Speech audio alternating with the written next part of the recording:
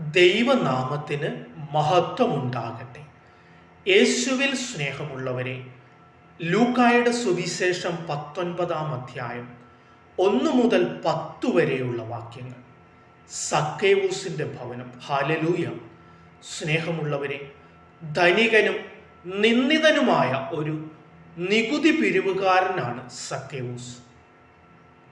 ഇവിടെ പ്രശസ്തിയോ രൂപഭംഗിയോ ഒന്നും നോക്കാതെ എല്ലാവരിലേക്കും സുവിശേഷം എത്തിക്കണമെന്ന് ഈ ഉപമ നമ്മെ ഉദ്ബോധിപ്പിക്കുന്നുണ്ട്.